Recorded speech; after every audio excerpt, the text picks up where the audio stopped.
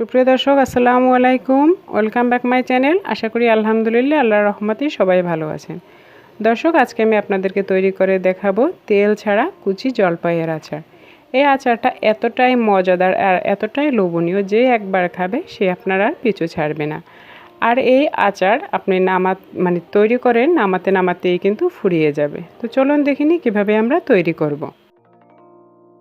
আমি 1 কেজি জলপাই নিয়েছি, ধুয়ে পরিষ্কার করে এরকম করে একটা চাকু দিয়ে কুচি কুচি করে কেটে নিয়েছি। এরকম ভালো করে পাতলা পাতলা করে কেটে নিতে হবে যাতে ভালো করে এর ভিতরে রস যায়।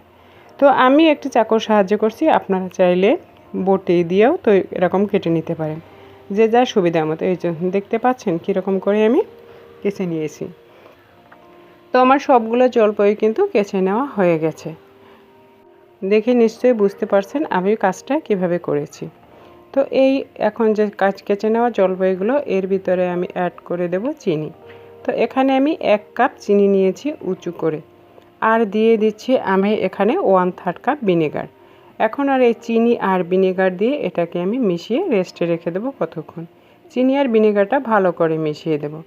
আর মিষ্টিটা আপনারা যে যেরকম খেতে পছন্দ করেন বাড়িয়ে বা কমিয়ে দিতে পারেন। তবে 1 কেজি জলপাইয়ের জন্য 1 কাপ চিনি যথেষ্ট। রেস্টে রেখে দিলাম 30 মিনিট। আর এই ফাঁকে আমি এর একটা মশলা তৈরি করে নেব। মশলাটা তৈরি করার জন্য এখানে আমি 5টা শুকনো মরিচ নিয়েছি। দিয়ে দিচ্ছি 1 টেবিল চামচ ধনিয়া। ধনিয়াটা যেহেতু একটু শক্ত তাই আমি ধনিয়াটা প্রথমে দিয়ে দিচ্ছি। আর এখন দিয়ে দিচ্ছি মিষ্টি জিরা বা মৌরি, এটাও আমি দিয়ে দিচ্ছি 1 টেবিল চামচ। এটাকেও একটু ভেজে নিলাম। আর এখন এর সাথে অ্যাড করে দিচ্ছি জিরাটা দিয়ে দিচ্ছি 1 চা চামচ। আরও দিয়ে দিচ্ছি এখানে একটু পাঁচফোড়ন, এখানে আমি 1 চা চামচ পাঁচফোড়ন দিয়ে দিচ্ছি। আমি যে মশলাগুলো দিলাম এখানে এগুলো না ব্যবহার করে আপনারা চাইলে শুধু পাঁচফোড়নও টেলে নিতে পারেন।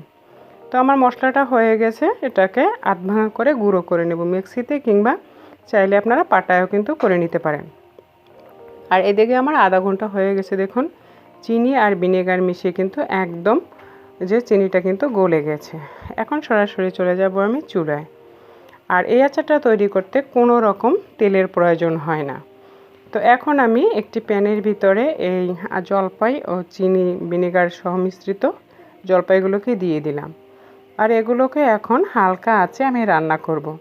এর ভিতরে দিয়ে দিচ্ছি আমি বড় সাইজের 2টি রসুন থেতো করে। দিয়ে দিলাম 1 টেবিল চামচ লাল মরিচের গুঁড়া আর 1/4 টেবিল চামচ হলুদ গুঁড়া। এখন আমি এই ইনগ্রিডিয়েন্টসগুলোকে ভালো করে মিশিয়ে দেব। আর দিয়ে দিচ্ছি স্বাদ মতো লবণ। এখন দিয়ে আমি এটাকে ভালো করে মিশিয়ে দেব।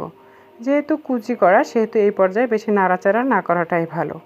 মিডিয়াম টু লো আছে আমি ঢাকনা চাপা দিয়ে এটাকে 5-7 মিনিটের জন্য রেখে দিয়েছিলাম। দেখুন আচারের যে জলপাইগুলো মোটামুটিভাবে কিন্তু সিদ্ধ হয়ে গেছে। এ পর্যায়ে আমি যে মশলাটা তৈরি করেছিলাম এখান থেকে অর্ধেকটা মশলা আমি এর ভিতরে দিয়ে দেব। আর এই আচারটা কিন্তু অবশ্যই লো আঁচে রান্না করতে হবে, হাই হিটে রান্না করলে জলপাইয়ের ভিতরটা কিন্তু সিদ্ধ হবে না। তাই সেই জন্য যে আগুনের যে তাপটা সেদিকেও খেয়াল রাখতে হবে।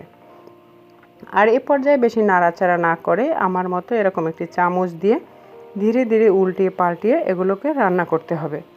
আর নয়তো এরকম হ্যান্ডেল ধরে এরকম একটু নাড়িয়ে দিতে হবে যাতে নিচে না লেগে যায়, কারণ আচার নিচে লেগে গেলে কিন্তু খেতে ভালো লাগে না।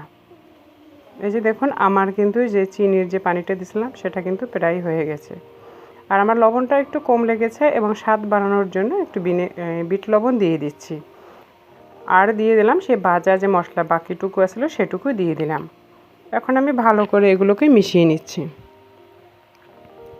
আলতো হাতে মেশাতে হবে, যেহেতু এগুলো এখন সিদ্ধ হয়ে গেছে, এগুলো কিন্তু খুলে যেতে পারে। তো আমি চুলাটা বন্ধ করে দিয়ে এরকম ঢাকনা চাপা দিয়ে এটাকে আমি আরও 5-7 মিনিট রেস্টে রেখে দিলাম। এই যে দেখুন আমার আচারটা কিন্তু তৈরি করা কমপ্লিট। এখন আমি এটাকে নামিয়ে নিচ্ছি। তো দর্শক, আমি আচারটা নামিয়ে সার্ভ করে নিচ্ছি। দেখুন মাশাআল্লাহ কতটা সুন্দর কালার হয়েছে, আর রসে একদম ভিতরটা টইটুম্বুর। আর আপনাদের দেখিয়ে দিচ্ছি যে আচারের ভিতরটা কতটা সফট হয়েছে। এই যে দেখুন এরকম মজার আচার যে একবার খাবে সে আপনার আর পিছু ছাড়বে না। আর তৈরি করে নামাতে নামাতেই দেখবেন যে আপনার আচার ফুরিয়ে গেছে। তো এই আজকের এই রেসিপিটি আশা করি আপনাদের ভালোও লেগেছে, সহজও লেগেছে। ভালো লাগলে প্লিজ একটি লাইক, কমেন্টস ও ফ্যামিলি ফ্রেন্ডসদের সাথে বেশি বেশি শেয়ার করবেন। আজ এ পর্যন্তই, দেখা হবে নতুন এপিসোডের নতুন সময়। আল্লাহ হাফেজ।